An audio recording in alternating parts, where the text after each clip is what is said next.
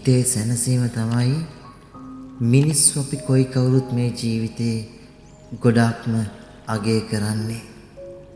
සමහරක් වෙලාවට මේ කියන හිතේ සැනසීම හොයන්න ගිහිල්ලා හිත රවට ගන්න අවස්ථාවලුත් බොහෝමයක් තිබෙනවා.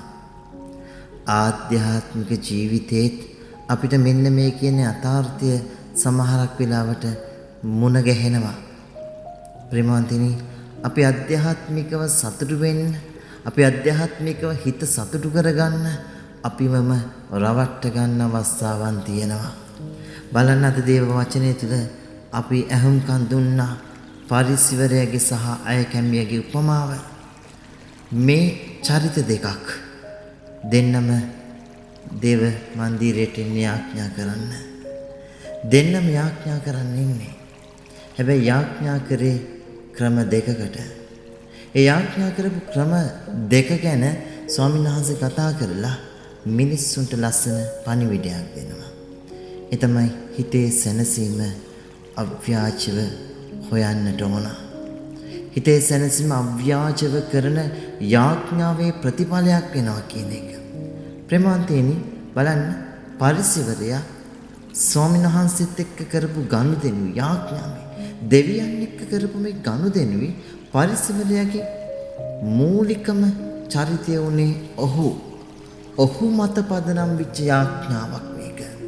ඔහු කරන කියන දේවල් හැමදේම දකින ස්වාමීන් වහන්සේට ඔහු මතක් කරලා දෙන්න යනවා ඔහු කවුද කියන එක.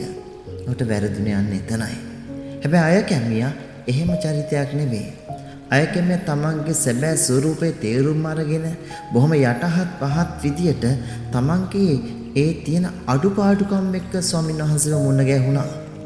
ඉඩ දුන්න සමිදානන් වහන්සේට ඉඩ දුන්න තමන්ව ස්පර්ශ කරන්න. යාඥාව පදනම් කරගත්තේ දෙවියන් මත, තමන් මත නෙමෙයි. තමන් දෙවියන්ගේ පැත්ත බලාතකටවත් යන්න සුදුසු නැහැ කියන මේ පුංචි අධ්‍යාත්මික වටිනාකම එයාගේ ඇතුළාන්තේ තිබුණා. එනිසයි එයාගේ යාඥාව ප්‍රසන්න වුණා කියලා ස්වාමීන් වහන්සේ අවසානයේදී කියන්නේ. ප්‍රේමවන්තයනි, ඉතින් අපි මතක තියාගමු අපේ යාඥාවේ පදනම දෙවියන් වහන්සේ. අපේ යාඥාවේ පදනම දෙවියන් වහන්සේ. අපි උන්වහන්සේව පදනම් කරගෙන මූලික කරගෙන යාඥා කළ යුත්තේ ඒක උන්වහන්සේත් එක්ක කරන කතා බහක්. මං එක්ක කරන කතා බහක් නෙමෙයි. මම අනිත් අය ගැන කරන කතා බහක් නෙමෙයි. මම දෙවියන් එක්ක උන්වහන්සේව පදනම් කරගෙන කරන කතා බහක්. අපි කොච්චර එතනදී යටහත් පහත් වෙන්නට ඕනද? අපි කොච්චර අපිව පිළිගන්න ඕනද? අපේ ස්වරූපයේ සැබෑ ස්වරූපය අපි කොච්චර තේරුම් ගන්න ඕනද? දෙවියන් වහන්සේ ඉදිරියේහි මේ தત્ත්වයේ තේරුම් නොගෙන අපි කරන යාඥාවේ ලොකු ප්‍රතිඵලයක් අපිට දැනෙන එකක් නැහැ. යාඥාවේ ප්‍රතිඵලය තමයි අපි දෙවියන්ට සමීප වෙන එක. අහංකාරය, උඩගුව, එහෙම නැත්නම් මමත්වයට එක්ක යාඥා කරලා දෙවියන් මුණ ගැහිලා කවදාකවත් උන්වහන්සේට ලං වෙන්නට අපිට බෑ. උන්වහන්සේට ලං වෙන්නට නම් අපි අව්‍යාජව කරන යාඥාව අත්‍යවශ්‍යයි. ප්‍රේමවන්තයනි, ස්වාමීන් වහන්සේ කියන්නේ අව්‍යාජව කරන යාඥාවෙන් සම්විධානන් වහන්සේ දෙන සැනසීම ලබන්න. ආධ්‍යාත්මික සැනසීම කියන්නේ හිත රවටා ගැනීමක් නෙවෙයි.